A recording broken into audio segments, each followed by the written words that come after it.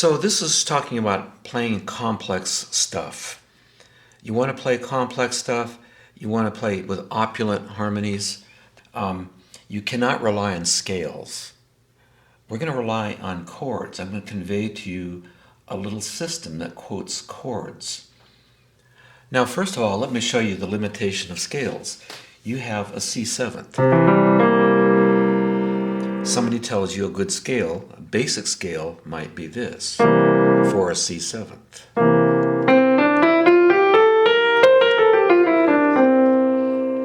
You say, fine, I want a C ninth. Someone says, here's the scale for that. Well, what about an 11th? Here's another scale. But no, it's not another scale. It's the same scale over and over and over again. It's an inventory of notes, which is nice to know, but it doesn't convey anything. And if you have different kinds of chords with, let's say, a flat 9, you have to learn a different scale. If it's a sharp 9, they'll suggest yet another scale, and yet you just have scales. You have nothing to interact with, really. So in other words, scales don't cover all the altered notes. You'd have to do every scale there was to get every permutation of sharp 9, flat 13th, and A flat minor over G, and so forth, not even to talk about the diminished scales. Okay, the chords I'm going to show you, a little system, use every altered tone you would want as a mere byproduct of some really simple stuff. The little system here will allow you to play complex stuff without trying to, because trying and succeeding are different things. In other words, you can try to be complex. And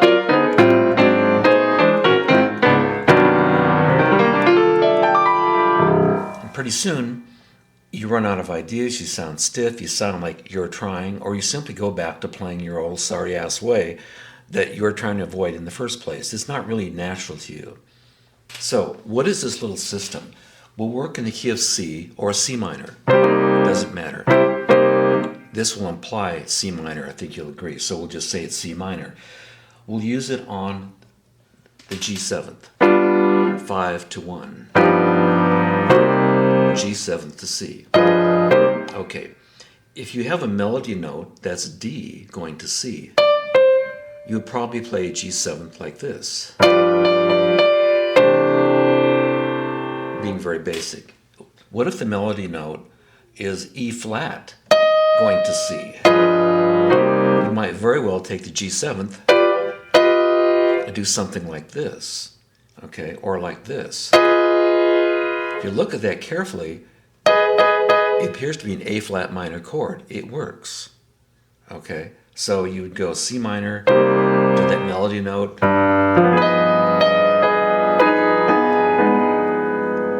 A flat works just fine in the place of a G.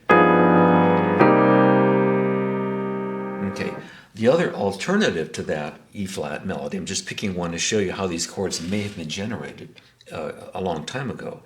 You might use an E flat triad. Why is that? Because maybe it was a G ninth chord, you sharp the 9,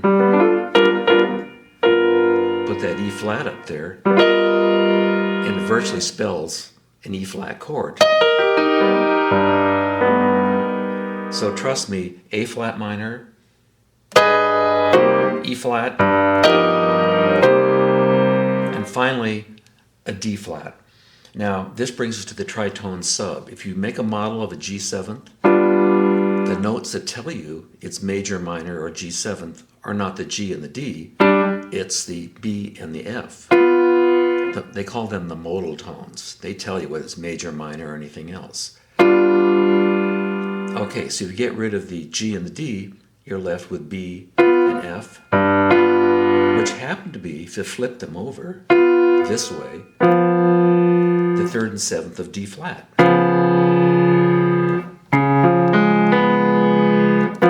Flip this guy back where it was, put the F on top. They become the 3rd and 7th of G, so G7, D flat are interchangeable. The only two chords that have the same third and seventh and remain the same name of a chord. Okay, you've all heard Girl from Ipanema, you know. Here we go. D, D flat. They didn't go G7th. They could have. Satin Doll. D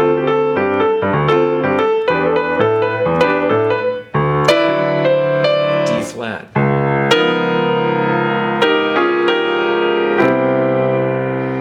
Okay, let's see what we have now. We just said in place of G, you have A flat minor, E flat, or maybe D flat. Put those together, what have you got? Sounds like the name of an old song, doesn't it? A flat minor, D flat, E flat. 1, 4, 5 in a kind of weird hybrid key, a modal key. A flat minor to major, D flat major 5. Almost like kind of a Louie Louie. Okay, this stuff is fundamental to all of music going back to Bach and probably before.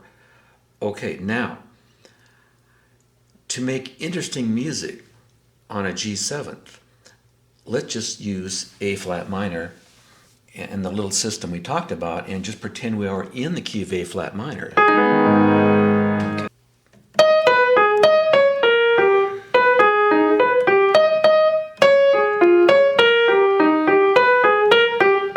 So you pretend you're at Mrs. Jones' next door piano class when you were 7 years old. You may have played little kiddie tunes.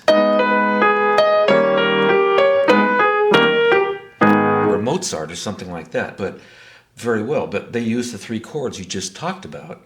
But now don't put A flat under the bottom of it. Put the G under in there. Here's your G.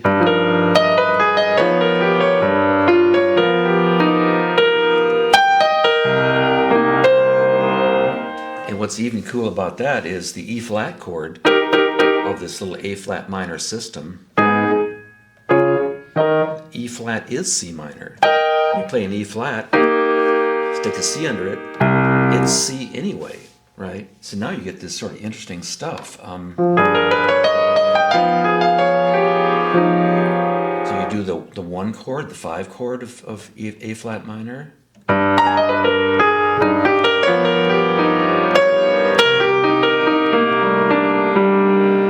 So all this stuff, kiddie tunes and flotsam and jetsam and little bits of material, now can be useful if they're put simply in a different key. Don't look at C or G, look at something else.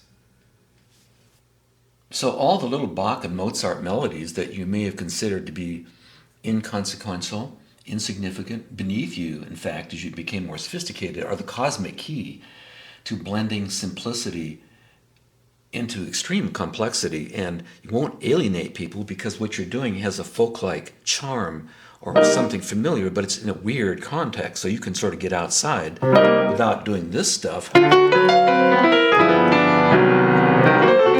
People do that, and they're trying too hard. On the other hand, you can do this sort of stuff. Here's a 2-5-1 to C, D7th, G7th.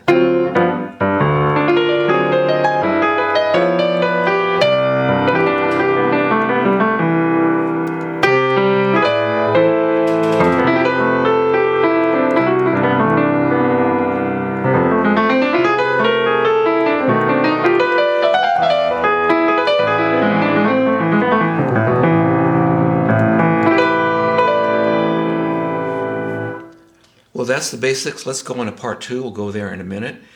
And what do you do if you want to seize a moment? You come to an incredible moment in a piece, and it's a moment of passion. You've got a singer. It's a moment of beauty, and you're on. What do? A chromatic scale? You're stuck. Well, the things we'll talk about in a moment are the solution to all that by using what we've just talked about and creating some amazing sequences and opulence and harmonic complexity, and it'll think you're playing outside the chord. You're making this stuff up. You're not. You're just quoting your little kid lessons all over again, getting your money back in a sense. Okay, thanks for watching. We'll pick this up shortly.